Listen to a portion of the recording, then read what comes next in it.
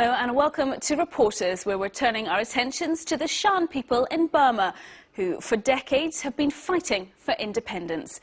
Heavily armed and well trained, their army is the largest rebel force in the country, and unlike other rebel groups, they've never accepted the ceasefire agreement proposed by Rangoon.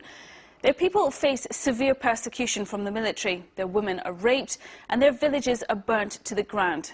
But despite this, the rebels are making some way in their battle. They now control the southern Shan state and make regular attempts to sway opinion in towns and villages controlled by the Burmese junta. Our reporters went to Burma, where journalists don't have permission to film, to bring us this exclusive report.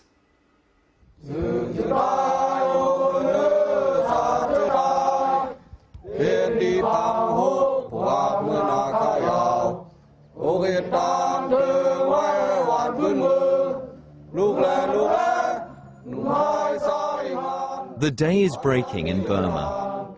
These soldiers are rebels who belong to the SSA, the Shan State Army. This rebel movement is the main military force still fighting against the current regime in Rangoon.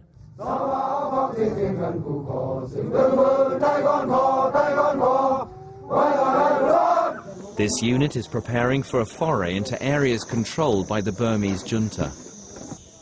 Let's go, let's go. Move it, move it. These men will walk for several days through the jungle. Their captain passes on his latest advice. Attention. Today we set out. You must take care of your gear, equipment, and especially your weapons. You all know that the winner of this war will be the side that is most active and intelligent. Wherever the enemy surrounds us, we will have to be vigilant. I want each and every one of you to act responsibly. My unit is off to support villagers in Shan State. What we need is solidarity. We will explain to our countrymen the nature of the situation, how they can incorporate our troops and themselves become soldiers to fight against the Burmese.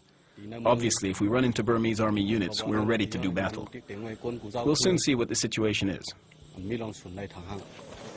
This morning, nearly 100 armed men will be deployed in the region, avoiding Burmese army positions as they advance. They are financed by the ethnic Shan diaspora, and their weapons come mostly from neighboring China.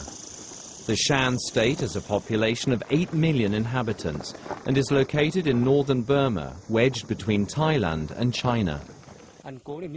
We have to do our duty to serve the Shan nation. We have no fear. We go to protect our people. After a day's march, the unit is already 3 kilometers from its first Burmese army battalions. The bags are heavy, and this is the first stop for a camp. The meal is limited to a single serving of rice. There are child soldiers among the ranks of the Shan rebels. They are the ones who care for the weakest. Some of them haven't yet turned 15. How old are you? I'm 14 years old. What is your role in this squad? I tend to the sick. The 100 or so soldiers camped here are under the command of Major Bu. This officer has been part of the Shan State Army since its inception in 1964. An ardent nationalist, Major Bu sets about motivating his men. I appreciate your courage and your efforts and what you do for our nation. I know that your conditions are not good, but I also know that you are good nationalists. The rebels position themselves around the Shan villages, controlled by the Burmese junta. We'll try to avoid the Burmese battalions. My men will not stay in the villages, as that would be too dangerous. The villagers would risk reprisals from the Burmese army. They'll make quick forays dressed as civilians, then go back into hiding in the jungle. Major Bu will not allow us to follow his men any further. The rebels will stay several months in the jungle before returning to headquarters. Loi Tai Leng. It is from these Burmese mountaintops that the Shan rebellion plots its military strategy. The Shan State Army is run with an iron fist by this man, Colonel York Sek.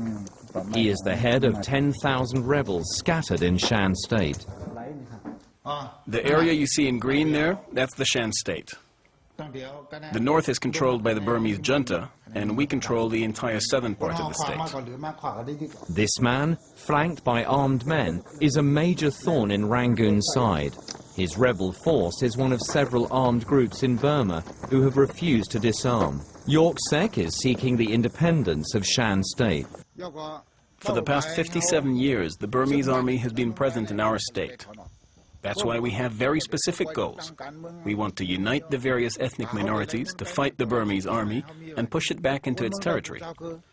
Then we must put in place our own government, so that one day, Shan State's independence will be assured. As nationalists and separatists, York Sek and his men have thought of everything. Every evening from the heights of their camp, the Shan rebels broadcast using a pirate radio station. Good evening, everyone. It's 6 p.m. in Loy Talang, and you're listening to Radio Free Shan. Here are your news headlines.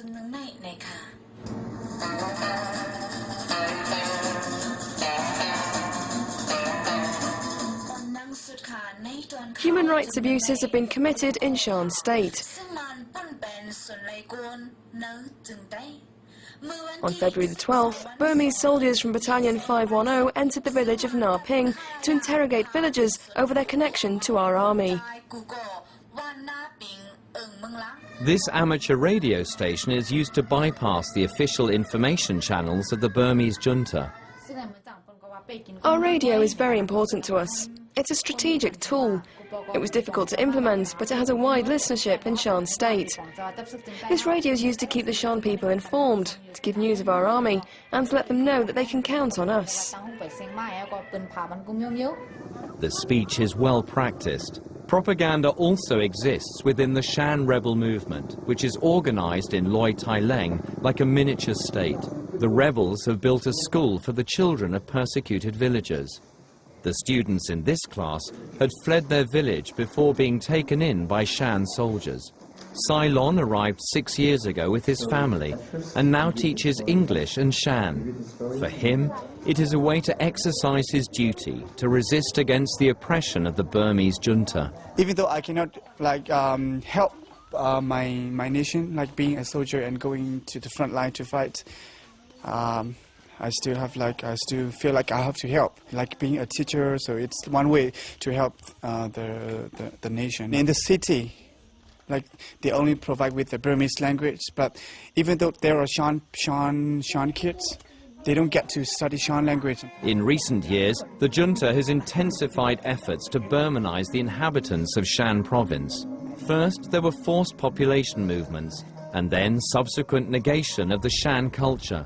The children who study and live in these barracks under Ceylon's care are all orphans. Most have seen their parents die before their eyes, killed by soldiers of the Burmese junta. Where do you come from?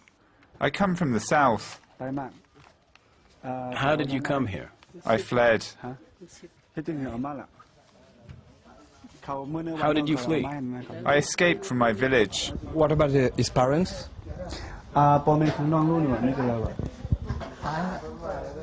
They're both dead. These rare images were shot by a villager last October in Hock Hai in central Shan State. The methods used are